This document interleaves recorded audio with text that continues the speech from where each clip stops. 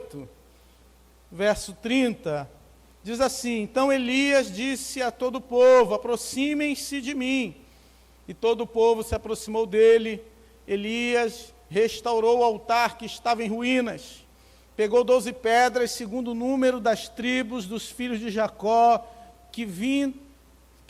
a quem tinham vindo a palavra do Senhor, dizendo: o seu nome será Israel.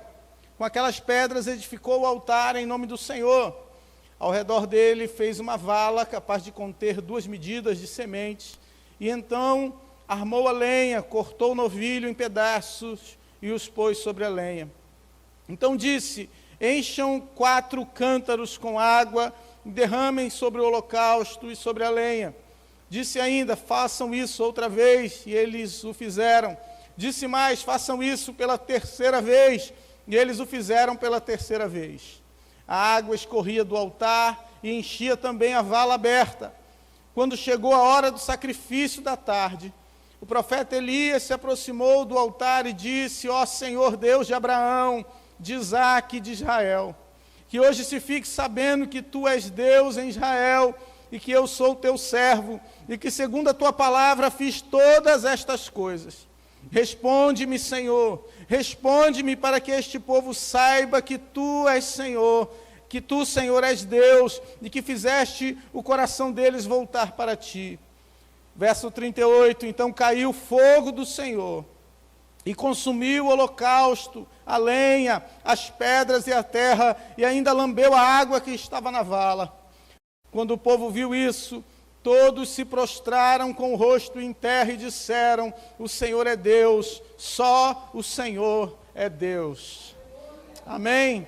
Glória a Deus, que nessa noite o Espírito Santo tenha liberdade para falar aos nossos corações como lhe apraz, que possamos estar com os nossos ouvidos abertos, nossos olhos, para ver e ouvir tudo aquilo que Deus quer nos revelar. Amém? Queridos, estamos aqui diante de um momento chave da história do povo de Deus, da história de Israel.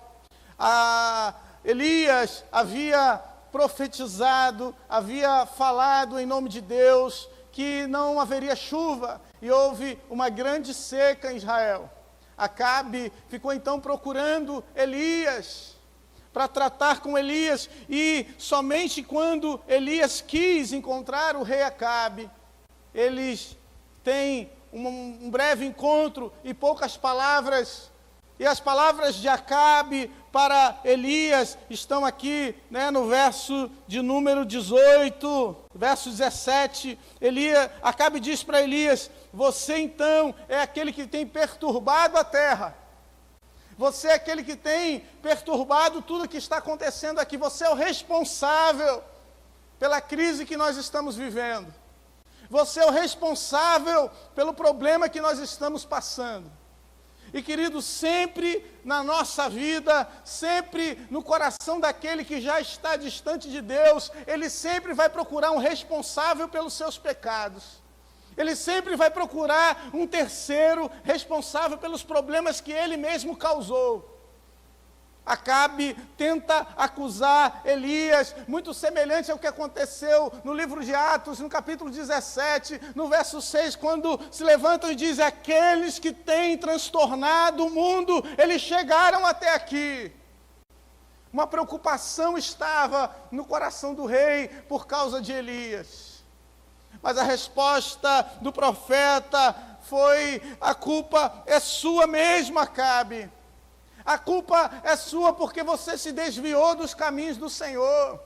Você e a sua geração, a sua família, já não adoram mais a Deus. Vocês se desviaram, saíram da presença do Senhor e estão em pecado de idolatria. Elias não estava acusando apenas uma pessoa, irmãos. Elias estava levantando o pecado de uma geração. Elias estava levantando o pecado de um povo. Elias estava levantando o pecado daquele tempo. A idolatria, o afastamento de Deus, o esfriamento da fé. Eles já não adoravam a Deus da mesma forma, da mesma maneira. E eu não sei o que você pensa. Mas qual seria, então, a probabilidade de um homem vencer 10? Qual seria a probabilidade de um homem vencer 200? Elias propõe, então, um embate para saber qual era ou qual seria o Deus verdadeiro. E ele propõe um embate entre um homem e 450 profetas. Mas esse embate não é um embate normal, irmãos, não é uma luta corporal. Esse embate é um embate espiritual. E daí temos o primeiro alerta de Deus para nós que estamos aqui. A tua luta não é uma luta natural, não é uma luta carnal, mas é uma luta espiritual. E nessa luta espiritual não importa a quantidade dos teus adversários, o que importa é quem está com você nessa batalha. É quem está com você nessa guerra. Quem está junto de você. Um homem contra 450 profetas. 450 falsos profetas. A mensagem e a palavra de Elias, no verso de número 20, quando Elias está diante do povo, ele diz: até quando vocês ficarão pulando de um lado para o outro, entre dois pensamentos, entre dois deuses? Veja que o pecado desse povo, irmãos, não estava simplesmente em abandonar a Deus e escolher outro Deus. Eles estavam entre dois deuses. Estavam escolhendo o Deus que lhes desse mais benefício. Estavam escolhendo o Deus que pudesse lhe trazer mais recompensas. Ora, eu posso servir a Deus, mas eu posso também escolher um outro Deus que possa me agradar, ou que possa trazer alguma coisa em troca para mim. Elias estava acusando esse pecado. Porque às vezes nós pensamos que para desagradar a Deus, nós simplesmente precisaríamos abandoná-lo. Não, podemos estar abandonando a Deus ainda que estejamos dentro da igreja. Podemos estar abandonando a Deus mesmo que ainda professemos com as nossas bocas que Ele é o Senhor. Um povo que honra a Deus com os lábios, mas que o coração está longe dEle. Um povo que fala do nome de Deus, mas que o coração já se esfriou na fé. Um povo que ama e que diz amar a Deus, mas o coração já não está mais nas coisas do Altíssimo, do Santo. O coração já está conturbado, já está tomado por outros deuses, por outras vias, por outros lugares. Era esse o pecado que Acabe estava acusando essa nação, essa geração.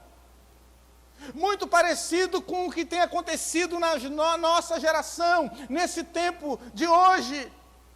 Muito parecido com o que estamos vendo. Não importa se você está na igreja, não importa se você está dizendo que serve a Deus, você pode servir a Deus e depois fazer e viver a sua vida do jeito que você quiser. Você pode estar na igreja e depois servir ao dinheiro, servir à prostituição, servir às drogas, fazer a vontade do seu corpo, viva com liberdade do jeito que você quiser. É isso que está sendo pregado para nós, é isso que está sendo ensinado para cada um de nós. Sirva a Deus, mas também sirva as suas vontades. Sirva a Deus, mas também reverencie Baal. Baal era o deus da fertilidade. Eles acreditavam que Baal é quem restituiria, era aquele que traria chuva. Baal seria aquele responsável por trazer de volta as plantações. Baal, ele poderia trazer relâmpagos e fogo. Elias então propõe um concurso. Elias então propõe um embate entre o Deus de Elias e o Deus de Baal, e o Deus dos profetas. E esse embate, o campo de batalha dele seria no alto do monte. Entenda, irmãos, quem escolhe o campo de batalha é você. Quem escolhe o campo de batalha espiritual é você. Elias, apesar de estar sozinho, ele estava com a autoridade de Deus. Apesar de você se sentir pequeno, a autoridade de Deus está sobre você. Apesar de você se sentir incapaz, a autoridade de Deus está sobre a sua vida. Apesar de você ser só um, existem anjos que lutam, que militam em teu favor. Então eles subiram ao monte. E quando chegaram lá no monte, Elias propõe esse embate espiritual, onde cada um deveria colocar o seu altar, o seu sacrifício, e o Deus que respondesse com fogo, esse Deus seria o Deus verdadeiro. Irmãos, eu acredito que para esses homens, essa proposta pode ter sido uma proposta ridícula e fácil de se cumprir. Ora, o monte Carmelo, o monte onde eles estavam, ficava perto do mar Mediterrâneo, onde é comum ter raios, ter tempestades, onde era comum ter ali sobre o monte variações climáticas. E eles talvez, pelo seu histórico e passado, já pudessem ter pensado, já vencemos essa batalha, porque a gente já fez coisa muito maior. Saiba que aqueles que também não servem a Deus conseguem ver coisas sobrenaturais. Saibam que aqueles que também não estão na presença de Deus conseguem ter contato com o espiritual. Conseguem ver coisas, conseguem fazer coisas no mundo espiritual, mas isso não é um certificado de que Deus está presente. Não é uma certificação de que Deus confirma o que esses homens falam. A própria Bíblia diz, por acaso, que o falso profeta, quando ele se levantar, ele vai fazer sinais nos céus e na terra, e que, se possível, enganaria até mesmo os escolhidos. Então, sinais não são revelação ou referência para que nós possamos certificar alguém como de Deus ou não. Mas nesse momento em que Elias está só diante daqueles homens, em que Elias está sozinho diante daqueles profetas, estava sendo levantado um desafio. E aqueles homens começam um desafio, colocam um sacrifício, e eles começam a clamar, irmãos. E o texto diz, que por volta de 6 horas eles ficam clamando. A partir da 3ª hora, Elias começa a perguntar para eles: onde está o Deus de vocês? Será que ele não está dormindo, viajando? Será que ele não está ocupado demais para ouvir a oração de vocês? Pode parecer até que Elias está sendo insensível, se nós analisarmos pelos nossos olhos hoje contemporâneos. Mas um homem cheio da autoridade de Deus é capaz de zombar dos falsos deuses. Ele não estava zombando das pessoas, ele estava zombando dos falsos deuses. Um homem sozinho, cheio da presença de Deus, é capaz de desafiar um exército. Você, sozinho, com a presença de Deus, é capaz de realizar grandes coisas. Você pode se parecer pequeno e fraco, mas quando você está cheio do poder de Deus, cheio da presença de Deus, o fogo é capaz de descer.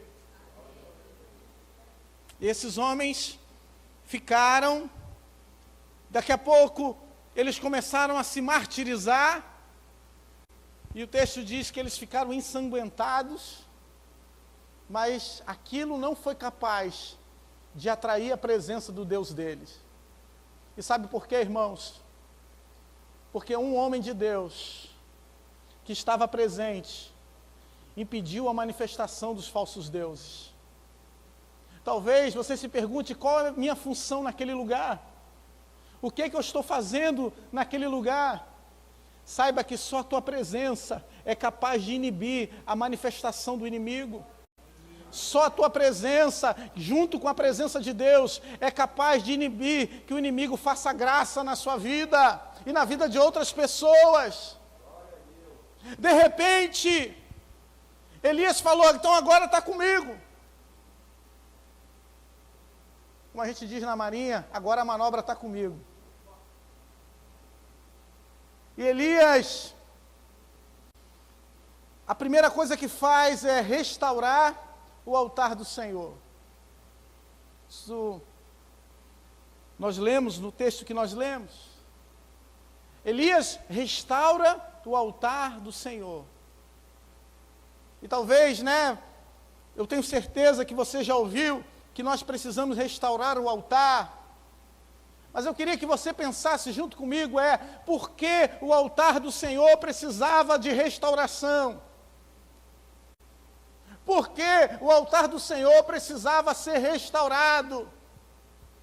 É claro que se o altar não fosse restaurado, não tinha como oferecer o sacrifício.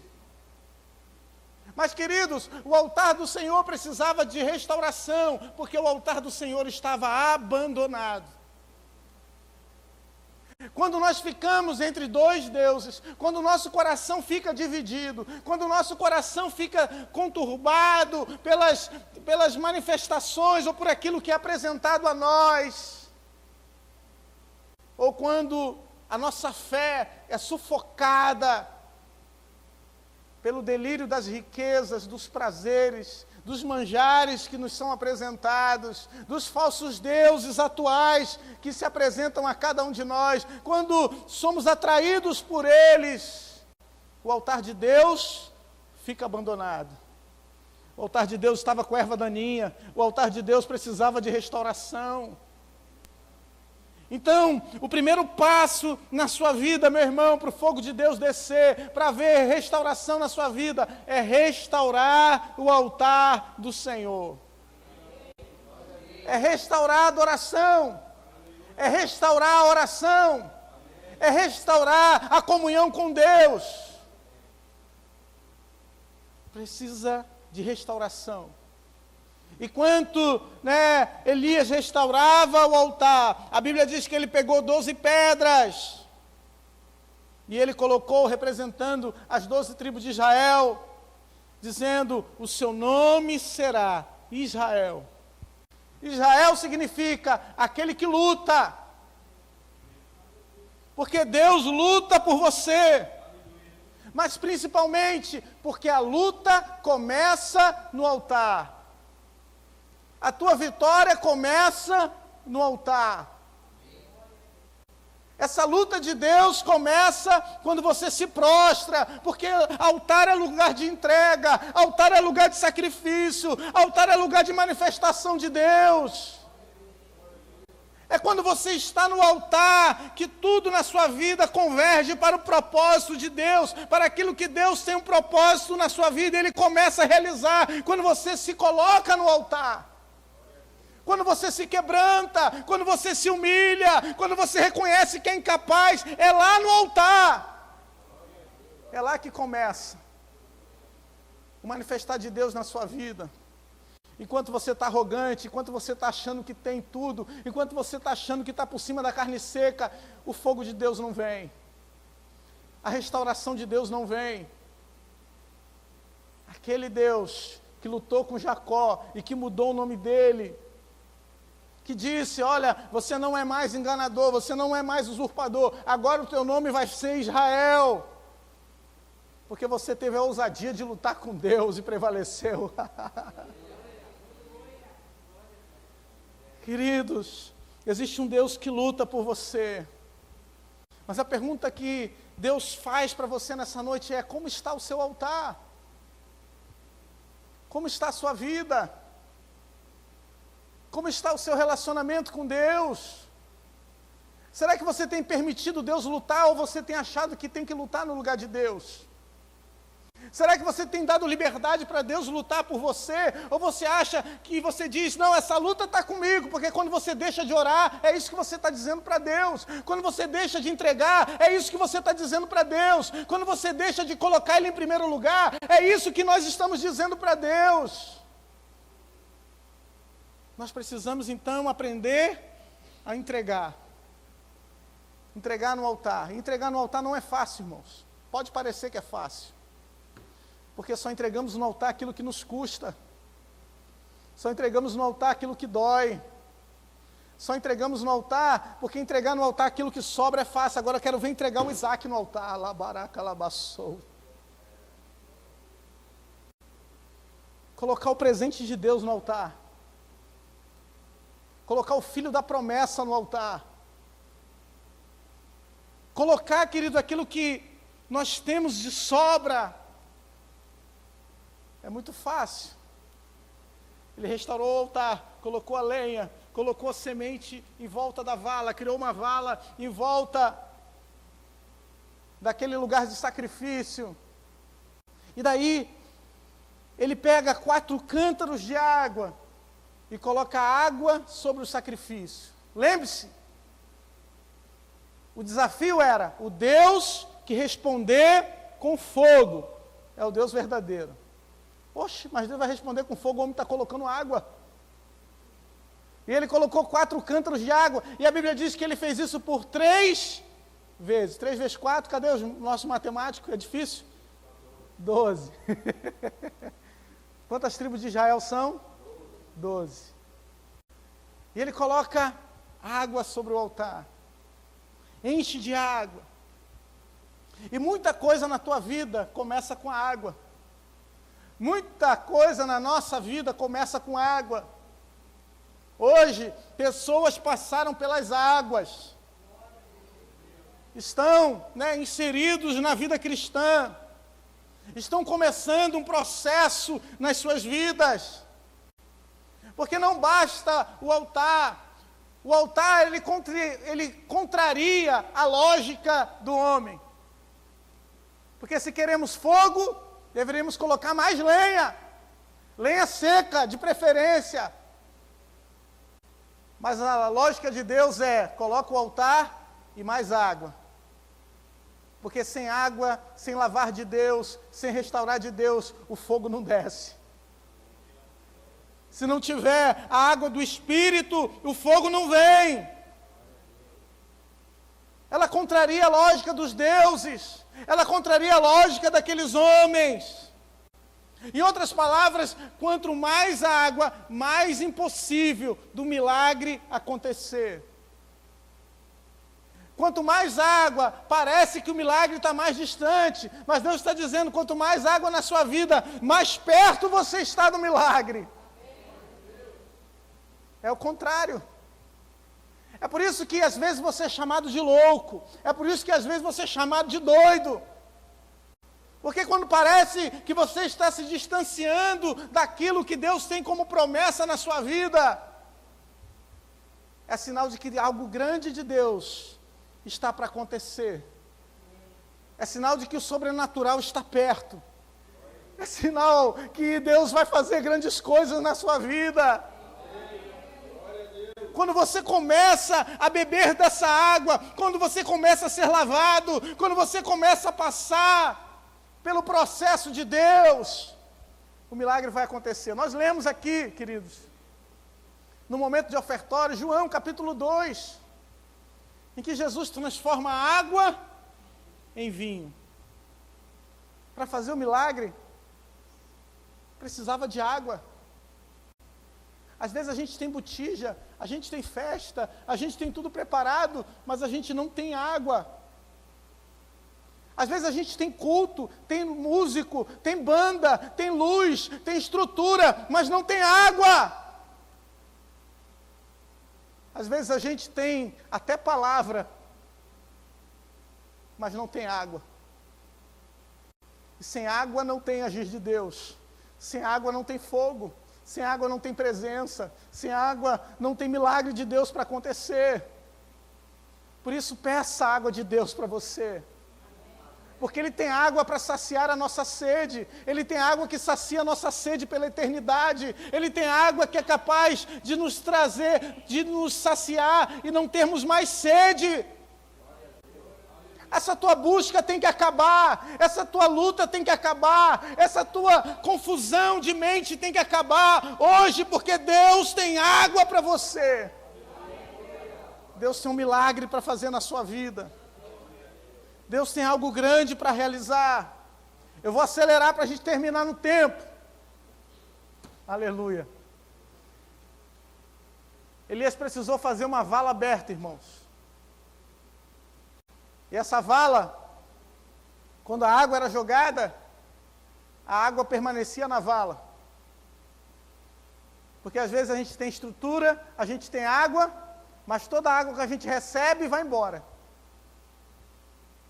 Às vezes a gente tem sacrifício, tem choro, tem clamor, tem milagre diante dos nossos olhos. Mas acaba o culto, a gente vai embora, acabou a água, acabou a presença. A presença é só enquanto a banda está tocando. A presença é só enquanto o pastor está orando.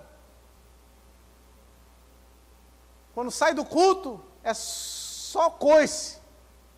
Já viu o crente que gosta da coice? Tem uns crentes assim, irmão. Ele é uma bênção dentro da igreja. Tu falou com ele fora da igreja, ele já vem com coice para você.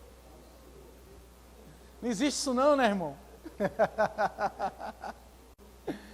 Ele fica só aguardando o momento. E queridos, Deus quer que você retenha a água que Ele derrama sobre a sua vida. Deus quer que você guarde essa água. Porque é essa água que está sobre você, essa água que foi derramada sobre o altar, é a água que vai referendar, ou vai revelar o grande milagre que Deus vai fazer na sua vida. Porque se ela não ficasse guardada lá, muitos poderiam dizer, olha, mas só molhou, a água foi embora. Não, a água permaneceu. A água estava lá. Então, diante desse cenário, Elias, diferentemente daqueles falsos profetas, que se martirizaram, se machucaram, que ficaram cantando, dançando, gritando, Elias faz uma oração ao Senhor. E oração, irmãos, é falar com Deus.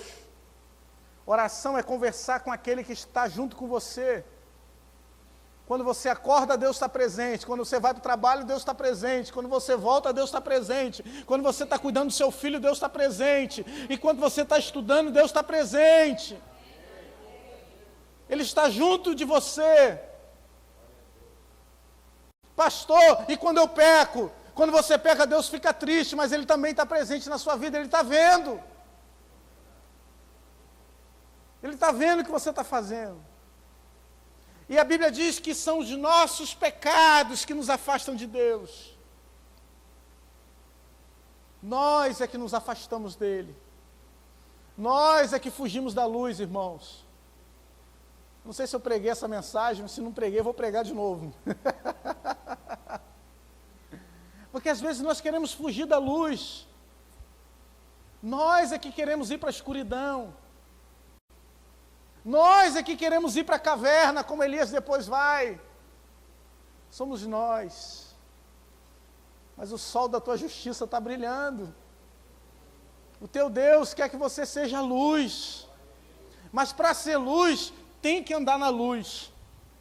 Tem que estar na luz. Então Elias, uma conversa com o Senhor. Ele lembra que Deus é Deus de Abraão, de Isaac e de Israel, de Jacó. Ele começa falando com o Senhor. E ele diz que hoje todos fiquem sabendo que tu és Deus em Israel. E que eu sou teu servo. Que todos saibam, a partir não do que eu falo, a partir não do que eu fico proclamando, mas que todos saibam a partir da tua revelação, de que tu és o Deus da minha vida, de que tu és o Senhor da minha casa, tu és o Deus da minha família. Meu irmão, quando você ora, quando você se coloca diante de Deus, Deus responde a sua oração. Deus atende o seu clamor. Deus atende e ouve as tuas palavras. Veja que antes disso tudo acontecer, antes de Elias preparar todas as coisas, antes de até mesmo de Elias reconstruir o altar, ele chega para o povo e diz: se aproximem de mim, fiquem perto de mim. É um erro. E aqui já estou indo para o final. Não quero ficar toda hora falando que eu estou terminando. É um erro quando nós achamos que a igreja tem que ficar longe.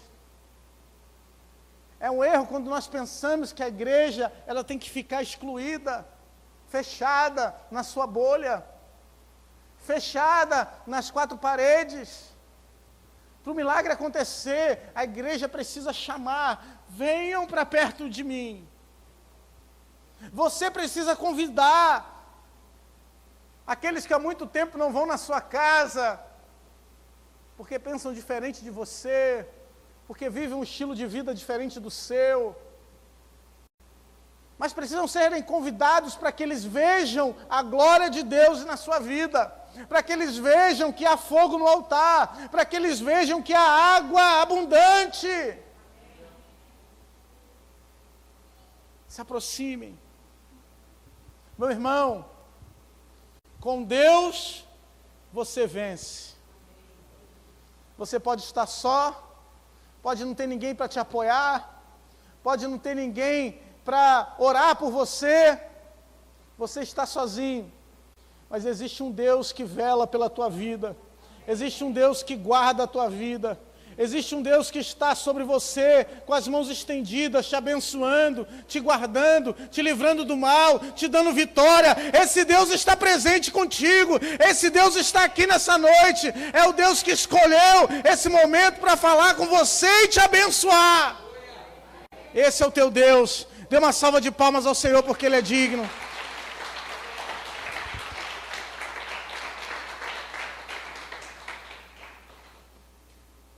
Com Deus nós vencemos. Quem é que não quer vencer, irmão? Todos nós queremos ser vitoriosos. Todos nós queremos conquistar alguma coisa. Mas não há conquista humana, não há conquista natural que não preceda antes uma conquista e uma vitória espiritual. Primeiro, nós vencemos nos lugares celestiais. Primeiro, nós vencemos em oração.